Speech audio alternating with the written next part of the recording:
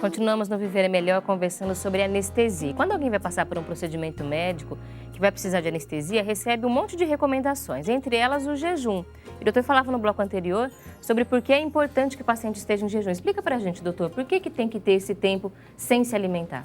Sim, a importância, né, do jejum, existe um tempo, né, pré-estabelecido, que é 8 horas para sólidos, né, e existem outros tempos, mas a gente deixa, né, como 8 horas para tudo, né, para não dar confusão na cabeça do paciente. Por que é importante o jejum? Acima de uma certa quantidade, né, de conteúdo gástrico, e o pH, né, pH é a quantidade de acidez, isso, sob anestesia, o paciente perde o reflexo da tosse. O que é, né? Se houver uma regurgitação, né, do estômago e ele cair, né, na via aérea, né, se a gente estiver acordado, a gente tosse. E com isso, esse conteúdo não vai para o pulmão. Sob anestesia, ele não tem essa proteção. Então, ele pode, né, correr o risco, né, de sofrer essa aspiração do conteúdo gástrico e causa uma em risco pneumonia, né, muito séria e até mesmo, né, obstruir a via aérea, que isso é gravíssimo, né? Às vezes não tem como reverter. Por isso que a gente insiste muito, né, no jejum, né, devido a essa importância, né, que traz risco, né, para o paciente que a gente está tratando de via aérea. E aí foi o risco que o senhor falou sobre os pacientes que chegam em emergência. Emergência, exatamente. Que não dá tempo de fazer Eles esse não são jejum preparados, muitas né, vezes. então, mas o risco justifica, né, o benefício. No caso, o benefício é o jejum. Mas se a gente esperar, o paciente corre risco de morte, né, é melhor, né, tentar fazer um procedimento para reverter essa situação. Em outras cirurgias, por exemplo, em outras anestesias, não é necessário. Outros procedimentos Na verdade, médicos que não precisa do jejum. Todo procedimento anestésico, seja ele até local, ele precisa do jejum. Né? Porque a anestesia, raquianestesia, o paciente vai estar anestesiado do umbigo para baixo, por exemplo. Né? A via aérea vai estar preservada. Né? Mas se o paciente quiser ser sedado, né, ele pode perder esse reflexo da tosse. Ou, eventualmente, né, existe falhas de anestesia.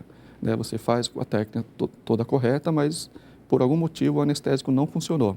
Você precisa usar uma outra técnica anestésica, no caso a anestesia geral, né, que seria uma alternativa. E se o paciente não tiver jejum, ele não vai ter essa opção. Né? Teria que suspender a cirurgia, né? O paciente saiu de casa, deixou de trabalhar, ele vai ter um transtorno por causa disso. Bom, então é importante realmente conversar com o médico para saber quais são as orientações para o seu procedimento, para a necessidade que cada um tem dentro do seu procedimento cirúrgico e do seu tratamento. A gente vai responder agora as várias perguntas encaminhadas pelos nossos telespectadores sobre esse tema. E todo mundo tem pergunta para fazer, por isso pode mandar a sua também para nós. Ligue 0310 07 940 e nós vamos ao nosso momento Quero Saber. A primeira pergunta é da Maria de Lourdes, do Rio de Janeiro, que pergunta, doutor, se é diferente o modo de aplicação e a dosagem da anestesia em crianças. Sim, a dose em anestesia é por quilo de peso, portanto, pacientes pediátricos, né, recebem uma dose menor em relação aos adultos. Isso é uma verdade e é bom lembrar que é diferente, sim. O método de aplicação é diferente? O método, não. O método é igual. Anestesia geral, né, é a mesma em adulto ou criança. Raquianestesia em adulto e em criança. Lembrar que a raquianestesia, né, nos adultos, a gente não aplica na medula. Nós aplicamos, né, na região onde tem as raízes nervosas. Né? A medula termina nos adultos a nível de L1, que é a primeira vértebra lombar. Aí depois disso ela segue como cauda equina, que nós chamamos de raízes. Aí você pode introduzir agulha, que você não vai causar lesão nenhuma. Agora na medula você vai trazer uma lesão. Nas crianças, né, elas terminam a nível de L3, ou seja, você tem que lembrar disso e fazer uma raquianestesia mais baixa. Mas as técnicas são as mesmas. Aquele medo que a gente sempre tem de, na hora de tomar anestesia, raquianestesia, de não poder se movimentar na hora da aplicação, de que isso pode trazer alguma complicação, ele é real ou ele está relacionado a esse receio? Hoje isso é um mito, né? Isso traz do passado, né? No passado as agulhas não eram estéreis, não eram descartáveis, eram agulhas calibrosas para permitir a esterilização. Então, no caso, elas realmente incidiam, né, com a dor de cabeça, né, que é a cefaleia pós-raquianestesia, em quase 100% dos casos. Então, para não ter essa complicação, os pacientes ficavam deitados e não levantavam a cabeça. Hoje, né, não está mais relacionado com a agulha, porque ele tem mais ou menos quase a espessura de um fio de cabelo, é muito fina. Então, não tem mas esse problema pode estar levantando. Então, esse é um mito. A gente tem aqui também a pergunta do Flávio Soares, de Santo André, São Paulo, que pergunta sobre o jejum, que o senhor acabou de explicar, porque é preciso estar em jejum antes da anestesia. Então, o doutor já explicou a sua dúvida. Flávio, muito obrigada por participar do programa. Também a Penha Custódio, de Vista Alegre do Alto, São Paulo, que pergunta se a anestesia usada em gestantes é diferente das outras anestesias e qual cuidado que o médico deve ter na aplicação. A anestesia em gestante, ela não é diferente, né, para os demais pacientes. Lembrando que a gestante, ela se comporta de uma forma um pouco diferente, né, de uma mulher adulta, né, da mesma faixa etária. Por quê? Tem, né, primeiro, o aumento do volume uterino, né? Considera o peso da mulher contando com o peso da criança, doutor? Não, o peso da mulher sem a criança, né? A raquianestesia, né, na gestante, você precisa fazer com uma velocidade mais lenta, bem mais lenta. Se você fizer na mesma velocidade, né, de uma mulher não grávida, ela tende a ficar bem alta, inclusive subir, você fazer uma raque total, né? Não é incomum, né, pacientes estarem queixando que não conseguem respirar. Isso pode ser, né, por um eventual nível alto da anestesia. Mas, né, a gente vê também, né, pessoas queixando de que não conseguem respirar, mas por pura ansiedade, não tem nada a ver com o efeito do anestesia, medicamento exatamente, mesmo. Né? Então, ela é um pouco diferente, né? A anestesia geral nas gestantes precisa de um cuidado, né, maior, porque normalmente elas estão com o estômago cheio, né? Considerado estômago cheio, então existe uma técnica toda para estar abordando a via aérea da gestante. A anestesia faz algum efeito sobre o bebê? Faz sim, principalmente os opioides, né, o fentanil, na anestesia geral. O nenê pode nascer com depressão respiratória, então o neonatologista que está em sala, ele pergunta, né, quanto desse anestésico foi utilizado para ele reverter ou não, né? Então existe essa, né, interação das equipes quando a paciente é submetida à anestesia geral. Aqui a gente tem a pergunta também do Geraldo Ferreira, de Maringá, Paraná. Olá, Geraldo, obrigada pela participação. Ele conta que vai passar por um procedimento cirúrgico e ele tem um desvio na coluna. Quer saber se isso dificulta a aplicação da anestesia e como é o procedimento neste caso. Bom, vai dificultar um pouquinho, né? Mas hoje nós temos o uso do ultrassom em anestesia. Se for indicado para ele a raquianestesia, né, ele não deve temer, né, porque o profissional vai estar utilizando esse recurso e fazendo, né, as medições necessárias e o procedimento vai transcorrer sem problemas. Ele precisa escolher o lugar certo, doutor, considerando então esse desvio na verdade, coluna? Isso vai mudar? Quando o paciente refere para a gente, né, que ele tem desvio, a gente não sabe, no exame, né, a gente consegue detectar, mas quando a gente não consegue, né, a gente utiliza desse recurso para ver exatamente como está a conformação da coluna desse paciente. Não é uma contraindicação, não é uma então, contraindicação. Muito obrigada ao nosso telespectador que mandou para a gente essa dúvida. E também nosso telespectador de Feira de Santana, na Bahia, que pergunta o seguinte, doutor, é o Luciano Mendes. Muito obrigada, Luciano, pela pergunta.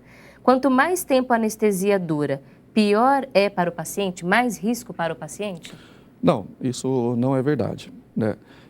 Precisa só ter uma preocupação em relação ao posicionamento. Quanto mais tempo o paciente estiver, né, na mesa cirúrgica, existe o risco de compressão, principalmente das extremidades, né, onde passa os nervos periféricos. Né? Atentar a isso, colocar coxins adequados, né? E se o paciente estiver na posição ventral, que são as cirurgias de coluna, por exemplo, é tomar cuidado, né, com a compressão do globo ocular. Isso, né, se o anestesista não estiver atento, né, pode ter uma complicação. Fora isso, o paciente pode ficar o tempo que for necessário durante o ato cirúrgico. E esse era um mito também que se existia com relação às experiências mais antigas, de que se a pessoa ficasse muito tempo, ela poderia não voltar ou voltar com alguma complicação, doutor? Sem dúvida. Sem esse arsenal que nós temos hoje, né, quanto maior o risco, maior o tempo cirúrgico, era maior o risco. Hoje isso não é mais verdade, né, é uma coisa que já mudou. Nós agradecemos ao nosso telespectador que mandou para a gente também a pergunta sobre o assunto. E agora a dúvida da Márcia Neri, de Brasília, Distrito Federal. Inclusive, ela faz a pergunta porque a gente sempre fica muito receoso com relação ao uso da anestesia em procedimentos menos impactantes. Não chega a ser uma cirurgia, mas, por exemplo, uma endoscopia, ou a extração de um dente, ou algum procedimento mais simples, e aí tem que usar a anestesia. E muitas pessoas ficam receosas, inclusive é o caso da nossa telespectadora, ela conta pra gente que faz endoscopia sem anestesia, mas sempre é questionada por conta dessa decisão antes do procedimento. Tem algum risco, por exemplo, em fazer exames sem anestesia, doutor? Procedimentos mais invasivos, né, como endoscopia, colonoscopia, o benefício da anestesia é imenso, né? Porque o paciente, né, ele pode resistir, mas existe o chamado, né, proteção neurovegetativa, né? O que é isso? Né? Sobre uma manipulação, o paciente pode ter a alteração de frequência cardíaca, né, tanto para taquicardia, frequência altíssimas, né, 150, 160, ou mesmo, né, com a introdução, né, do endoscópio, né, pela garganta, né, ele pode ter um reflexo que a gente chama de reflexo vagal, e o paciente ter uma bradicardia, ou seja, diminuir bastante a frequência cardíaca, em alguns casos até mesmo ter uma parada cardíaca. Então, eu acho que vale a pena, né, tomar, né, algum tipo de anestesia, algum fármaco, algum anestésico, né, para reduzir esse risco, né? O paciente está correndo risco sem saber, né? Além de contar a questão da ansiedade, a pessoa Exatamente, tem que se controlar, controlar as emoções, para não interferir no exame, a própria inclusive. ansiedade, né, já traz a taquicardia, né, que já não é muito bom. E aí é importante, mais uma vez, conversar sempre com um especialista. Nós vamos continuar respondendo perguntas ao longo do programa. Muito obrigada a todos os nossos telespectadores que mandaram para a gente as perguntas por e-mail e pela internet. Você pode mandar também pelo nosso telefone também, fique sempre à vontade. Peço licença ao nosso convidado por um instante. Daqui a pouco o assunto continua aqui no Viver é Melhor. Você pode continuar mandando para a gente a sua pergunta, porque é importante, todos nós, em alguma situação da vida, vamos ser expostos a esse aprendizado. A anestesia, para que serve, reações. Conhece alguém que teve alguma alergia depois da anestesia? Conte pra gente a sua história e a gente vai continuar falando sobre o assunto já aqui no Viver é Melhor. Mas no bloco anterior, nós estávamos lendo uma página do livro Jesus, a dor e a origem de sua autoridade, o poder do Cristo em nós. E nós refletíamos sobre esse apelo que nós devemos fazer nos momentos difíceis da nossa vida, mas para quem apelar? Não adianta apenas sair pedindo ajuda ou procurar esta base, este amparo onde nós não podemos encontrar.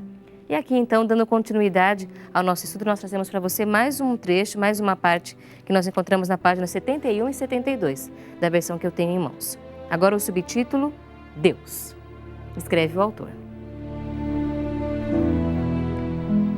Só haverá uma solução, Deus.